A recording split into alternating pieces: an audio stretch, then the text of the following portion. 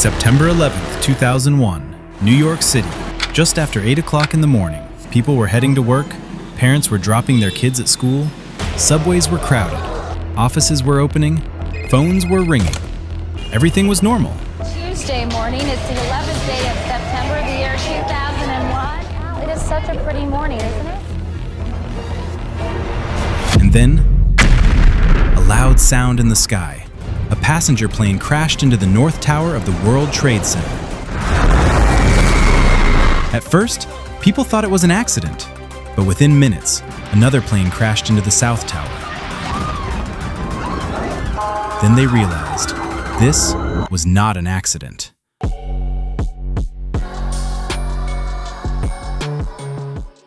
But to understand why that day happened, we need to go back to the man who planned it and the events that set 9/11 into motion. By the year 2000, Osama bin Laden had become America's most wanted terrorist. After years of fighting against Soviet forces in Afghanistan during the 1980s, he had formed Al-Qaeda in 1988 with a clear mission: wage global jihad against what he saw as Western oppression of Muslim lands. The final straw came in 1990 when the United States deployed troops to Saudi Arabia during the Gulf War. Bin Laden was outraged that American soldiers, non-Muslims, were stationed in the land of Islam's holiest sites, Mecca and Medina. He had offered to defend Saudi Arabia with his own fighters, but King Fahd chose American protection instead. This decision haunted bin Laden. He began planning something that would force America to leave the Middle East forever.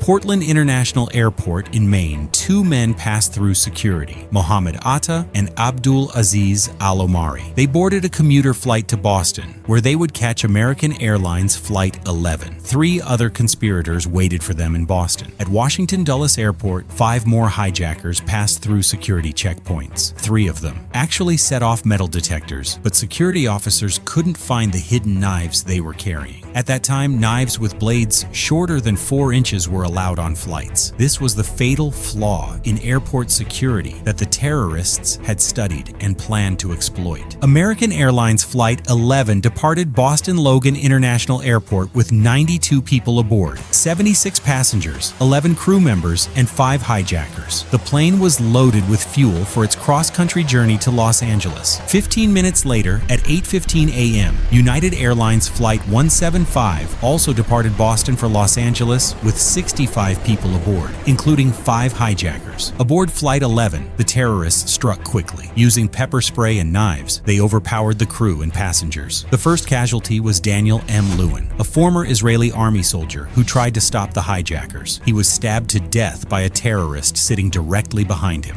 Flight attendant Betty Ann Ong managed to contact American Airlines ground personnel via an in-flight phone. For 25 minutes, she stayed on the line, providing crucial information about the hijacking. She couldn't contact the cockpit. Both pilots had been killed. At 8:21 a.m., the hijackers turned off the plane's transponders, making it nearly invisible to air traffic control. Mohammed Atta, the hijacking leader and trained pilot, took control of the aircraft. He accidentally pressed the wrong button, broadcasting his message to passengers over the radio instead of the plane's intercom. "We have some planes. Just stay quiet and you will be okay." Air traffic controllers and nearby pilots heard this chilling transmission, including the pilot of Flight 175, Victor Saraceni, unaware that his plane would soon be hijacked too. At the World Trade Center, thousands of people were arriving for work. The Twin Towers housed offices of major financial firms, and the complex included hotels, restaurants, a shopping mall, and transportation hubs. Conferences were scheduled for the day. Employees settled into their offices on floors that reached toward the sky. Nobody could imagine what was coming.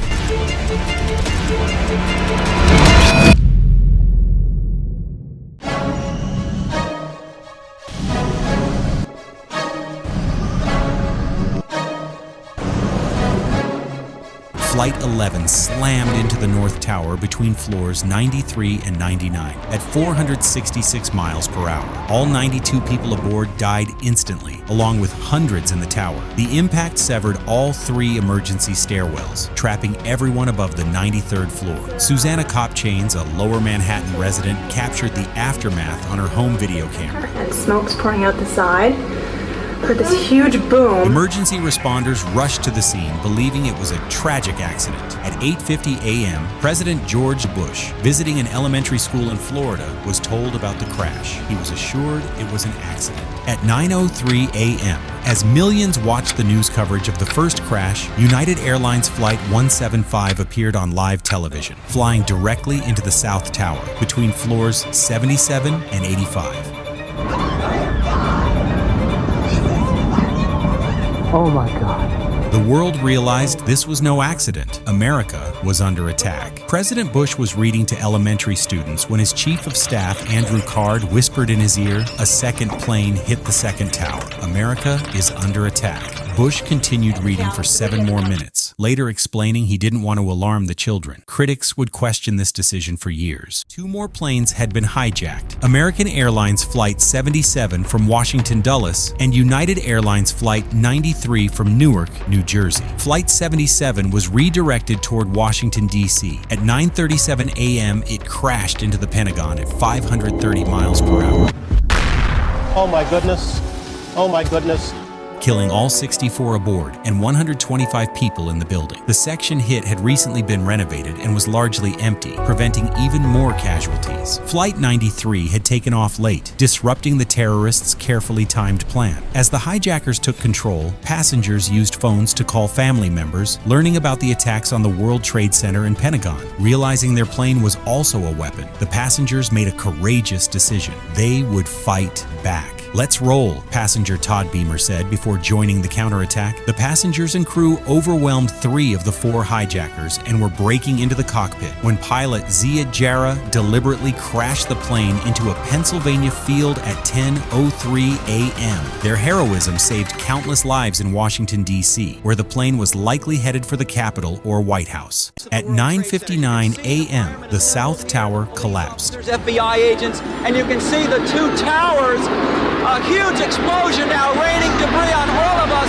The steel structure, weakened by fire from thousands of gallons of burning jet fuel, could no longer support the weight above the impact zone. 25 stories fell onto the floor below, creating a devastating pancake effect. The collapse was broadcast live around the world. Nobody above the impact site survived. At 10:28 a.m., the North Tower also fell in the same catastrophic manner. By the end of that horrific morning, 2,977 people had died, including 343 firefighters and 72 police officers who had rushed into the towers to save lives. In the days following 9/11, evidence quickly pointed to Osama bin Laden and Al-Qaeda. The FBI had been tracking the organization since the 1993 World Trade Center bombing, where a truck bomb in the parking garage killed 6 people. Within hours of the attacks, all U.S. airspace was shut down. Nearly 4,500 aircraft were ordered to land immediately at the nearest airport, the largest grounding of flights in aviation history. F-15 and F-16 fighter jets patrolled the skies over New York and Washington with orders to shoot down any aircraft that didn't respond to radio commands. The White House, Capitol Building, and UN headquarters were evacuated. America's government went into bunkers, preparing for what might come next. September 11th did not change only America. It reshaped the global order. In a single day, it permanently transformed security, travel, and privacy laws around the world. From the Patriot Act to airport security scans, surveillance became an enduring part of modern life. The attacks also set in motion a 20-year war on terror, drawing Afghanistan and Iraq